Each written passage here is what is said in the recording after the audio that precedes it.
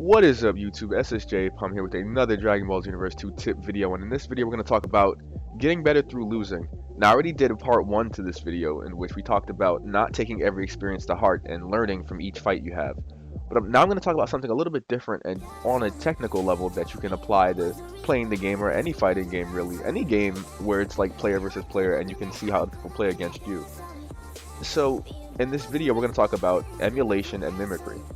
So, to simplify it, when you lose to something and you're not super mad about it, like you see something that really impresses you, it's okay to take what you lost to and add that to your own gameplay. To take that combo or that string or that sequence of moves and add it to exactly how you play or how you would play the character if you picked them up.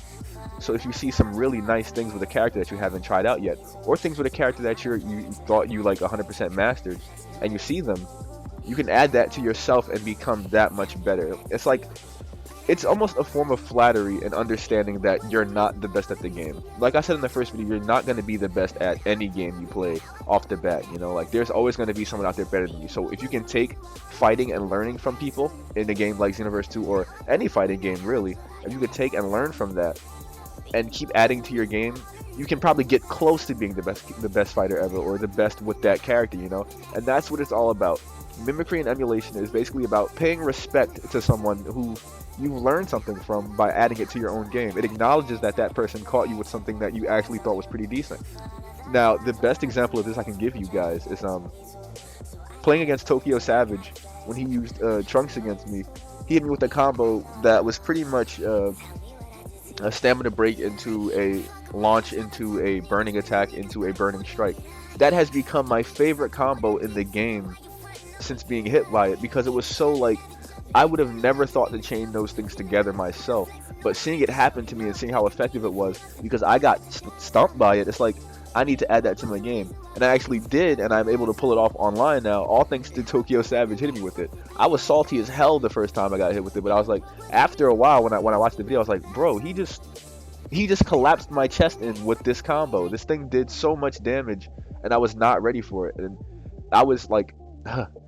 But I use these clips here with the this guy PvP Persona because he came into the room when me and Deadpool were sparring, and he came in and he dominated us for a while. And I saw this playstyle that he had with the Super Boo, and I was like 100% intrigued. I wanted to do a video on it right away, but unfortunately I had to do some other things and I had to go to work, so I couldn't do it right away. But check out this tactic that he uses with Super Boo.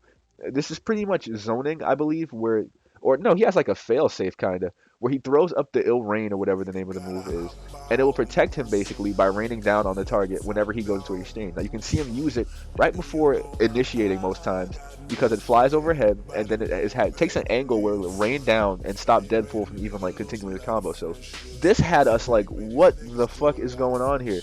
Deadpool and I were like tripping out in the chat because it was like, I've never seen a Super Boo be used in a way like this. Like, I thought he was just another run-of-the-mill. Like, he has really good damage output, don't get me wrong, but to see him able to zone and pressure your opponent like this and then utilize Ki Blast cancels with the range of his heavy attacks, it had me like, yo, I need to step my game up like this. I need to look at moves a little bit more effectively.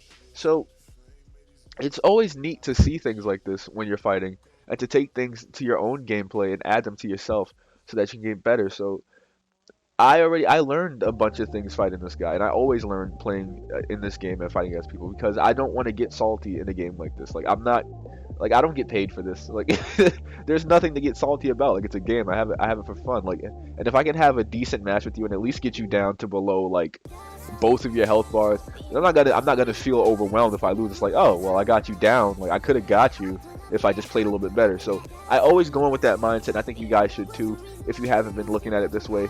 If you've been hit by some combo, don't immediately scream that it's broken. Figure out how it worked. Figure out how you can add it to your own gameplay if it is like addable to your gameplay and not like an exploit or something. And really like take these things into account, man, because you never know when someone is going to show you something that you haven't seen before with the character. Like, I don't label them as like character guides or anything, because I feel like there's always going to be someone out there who's better than me with that character, who knows like a bit more than me with that character. So I would never want to give you information like it's like 100% like definite set in stone, this is how you do something, when you can get hit with something like a burning attack into burning strike and then be like, Well, I didn't think about that shit, and it does so much damage. It's like, how did you not?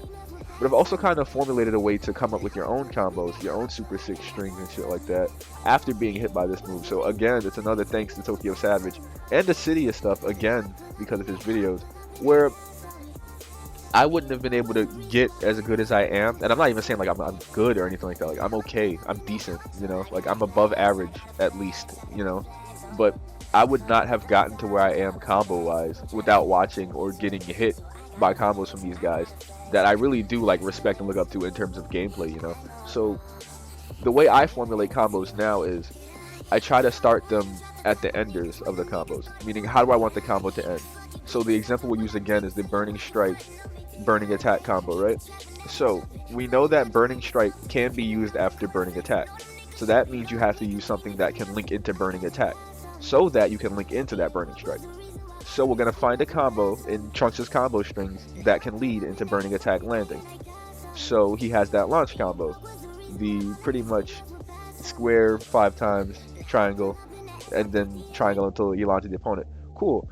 Now, if you want to extend that combo even more, add in some resets or some sort of combo that chains into that 5 square, 5 triangle to launch your opponent up. So you see, you've built up a combo that all leads back into the Burning Strike. And you can do this principle with pretty much any super attack in the game or ultimate attack. And it's how you bring yourself to the next level. Now, there are ways to be stylish with things like the cancels and whatnot, but adding all that to your game in general just makes you a better player. It makes you more entertaining to watch. It's better than going into a fight and using Go-Go Gum and then Dragon Flash. But like, of course you're gonna win like that. It doesn't take anyone with skill. I can give the controller to my like 7-year-old cousin and tell him, hey, press R2 and square and then hold R2 and triangle, and he'll win every fight because Go-Go Gum and Dragon. Like, there's I don't why what's the point in playing? You know, like, okay, you got a rank up, congratulations. But when you put time into finding these neat, crazy combos and adding stuff to your game, and you really feel good about yourself, I would say. I would hope you feel good about yourself when you find something that you wanted to do and then you finally pull it off. It's like, yo, I could do this shit. Like playing Xenoverse 2 really has made me look at like fighting games or anime fighters and shit like this, like more critically. Like I never put this much effort into something. Like I never had as much fun with a game in terms of like replayability and content, just because of how much like you can find in this game and how much you can learn from other players. Like, and it really has opened my mind up to getting back into games like, say, Street Fighter or Mortal Kombat after giving like one attempt or two back in the day and getting my ass beat and raging. But like those games are like that for you to get better, and it's like it's a mindset you have to take. You can't just go into everything expecting to win.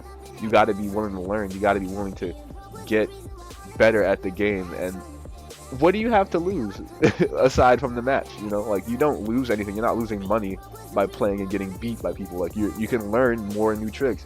I know you're gonna run into shit that frustrates you. I said that in the first video, but it's always important to take things into account when you're playing and understand that you can get good at games like this, and it doesn't hurt to like copy people who inspire you or caught you off guard with stuff you couldn't think of for yourself.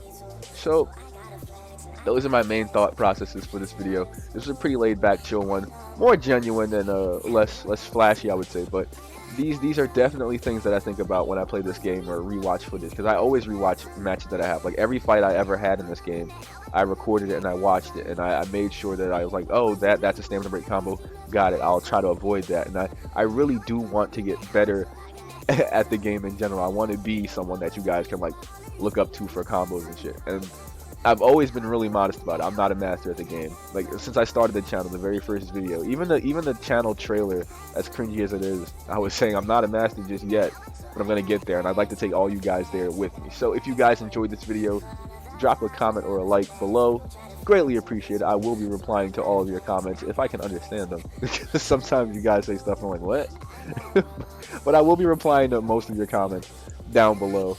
And we do have something coming up next week that I'd like to get into. I'll probably make a separate video for that around like 9 or 10 o'clock to upload. So you guys have something to look forward to. But yeah, that's probably going to be it for this video. If you enjoyed it, drop a like, blah blah blah. Subscribe if you're new, daily Xenoverse 2 content and tips like this one. And I'll be seeing you in the next video. Short pause, and then I throw in some delete fodder at the end. Share Factory, please delete this and make me look like a fool. Thank you very much.